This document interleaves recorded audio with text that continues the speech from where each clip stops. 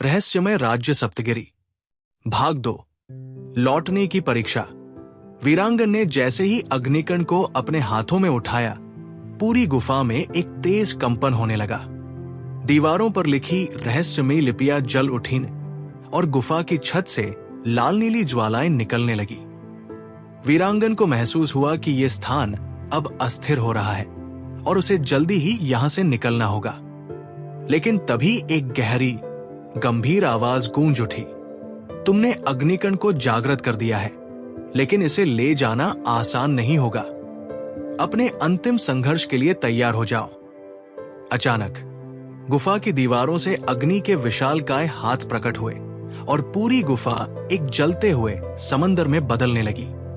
वीरांगन ने तुरंत अपना जादुई हार छुआ, जो एक चमकती हुई ढाल में बदल गया।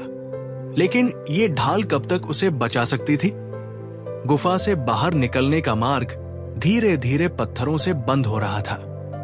वीरांगन ने पूरी ताकत लगाकर दौड़ना शुरू किया, लेकिन जैसे ही वो दरवाजे तक पहुंचा, वहां एक और भयानक बाधा उसकी प्रतीक्षा कर रही थी। गुफा के द्वार पर एक विशालकाय अग्निरक्षक प्रकट हुआ। उसकी आंखों में जलती हुई ज्वालाएं थी और उसके चारों ओर आग की लपटें नृत्य कर रही थी। उसकी चमड़ी लाल चट्टान जैसी सख्त थी और उसकी आवाज गड़गड़ाहट जैसी थी। मैं अग्निकण का अंतिम रक्षक हूं। केवल वही इसे लेकर जा सकता है जो अग्नि की परीक्षा में खरा उतरे। यदि तुम असफल हुए तो यही जलकर राख हो जाओगे। वीरांगन ने अपनी तलवार कसकर पकड़ ली और पूरे आत्मविश्वास से कहा, मैं किसी भी परीक्षा के लिए तैयार हूं। अग्निरक्षक ने अपना हाथ उठाया और उसकी हथेलियों से विशाल आग के गोले निकलने लगे। उसने क्रोध में वीरांगन की ओर आग के गोले फेंके। वीरांगन ने अपनी ढाल से उन्हें रोका, लेकिन हर बार जब वो कोई गोला रोकता, अग्निरक्षक और ज्यादा शक्तिशाली हमला करता। वीरांगन को समझ आ गया कि सीधे युद्ध से इसे हराना असंभव है। तभी उसे याद आया कि बूढ़े साधु ने कहा था, असली ताकत बल में नहीं, बल्कि धैर्य और समझ में होती है। वीरांगन ने अपनी तलवार जमीन में गाड़ दी और अग्निरक्षक की ओर देखा। मैं तुमसे लड़ने नहीं, बल्कि अपने राज्य की रक्षा करने आया हूं। अग्नि केवल विनाश का स्रोत नहीं है, बल्कि ऊर्जा और सृजन की शक्ति भी है। अचानक अग्निरक्षक मुस्कुराया और उसकी आंखों की ज्वाला शांत हो गई। तुमने मेरी परीक्षा पास कर ली, वीरांगन। सच्ची शक्ति लड़ाई में नहीं, बल्कि ज्ञान और समझ में होती है। जाओ, अग्निकण को अपने राज्य में ले जाओ। गुरु महासर्वशक्तिमान का प्रकट होना। अचानक गुफा में एक प्राचीन आत्मा प्रकट हुई। मैं हूं अग्नि संरक्षक महासर्वशक्तिमान शिवदेव। मैंने इस शक्ति को संजोया था, लेकिन समय ने मुझे छीन लिया। अब मैं तुम्हारा मार्गदर्शन करूंगा, वीरांगन। तुम अकेले नहीं हो, तुम्हें बाकी 7 ऊर्जाएं भी प्राप्त करनी होंगी। लेकिन सावधान रहो, तुम्हारी शक्ति ने कालाधार के अनुयायियों को जगा दिया है। वीरांगन गुफा से बाहर निकला, लेकिन उसकी मुश्किलें अभी खत्म नहीं हुई थी।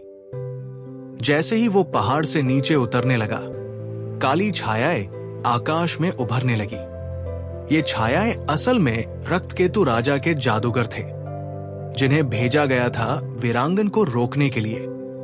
रक्तकेतु को गुप्तचरों से खबर मिल चुकी थी कि वीरांगन ने अग्निकण प्राप्त कर लिया है और अब वो किसी भी हाल में इसे अपने राज्य तक नहीं पहुंचने देना चाहता था।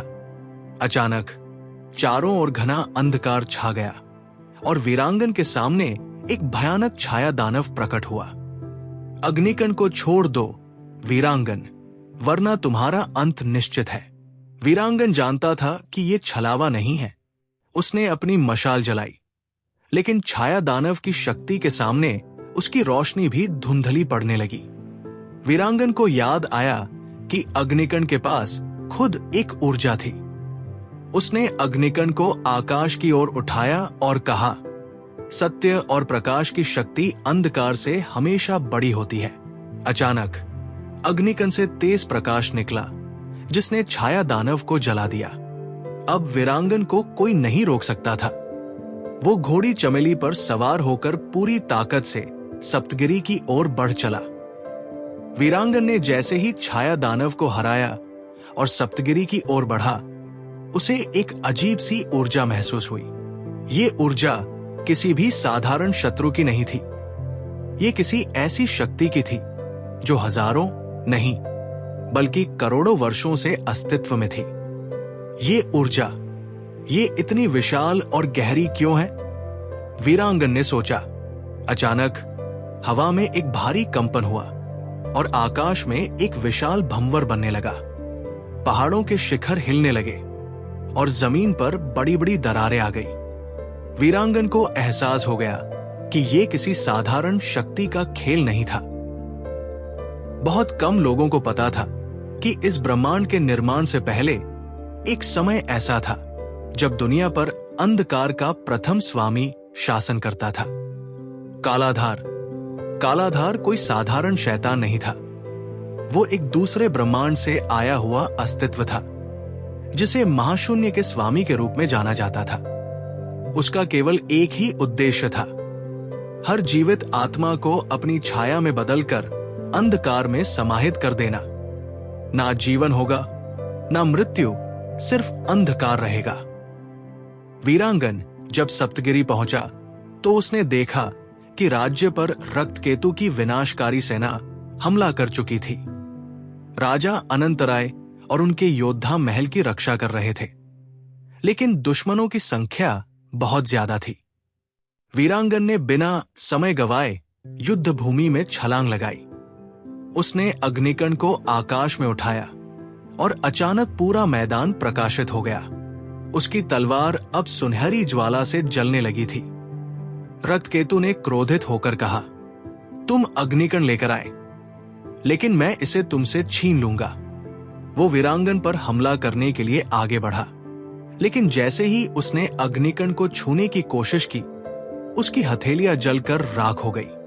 ये शक्ति केवल सच्चे हृदय वालों के लिए है, वीरांगन गरजते हुए बोला। इसके बाद वीरांगन ने अपनी तलवार उठाई और रक्तकेतु पर अंतिम वार किया। रक्तकेतु के शरीर से अंधकार का धुआं निकलने लगा और वो चिल्लाते हुए राख में बदल गया। सप्तगिरी की सेना ने बची खुची शत्रु सेना को खदेड़ दिया। युद्ध समाप्त हो चुका था। युद्ध समाप्त हो जाने के बाद राज्य में फिर सबने वीरांगना की बहुत प्रशंसा की और उसे सम्मानित किया गया। अगर वीडियो पसंद आई हो तो लाइक करना न भूलें और अपने दोस्तों के साथ शेयर भी करें। चैनल को सब्सक्राइब कर लें ताकि नए नए वीडियो की नोटिफिकेशन सबसे पहले मिले। मस्ती की टून के साथ बने रहें, हंसते रहें, मुस्कुराते रहें और मिलते हैं अगली वीडियो में। तब तक के लिए अलविदा।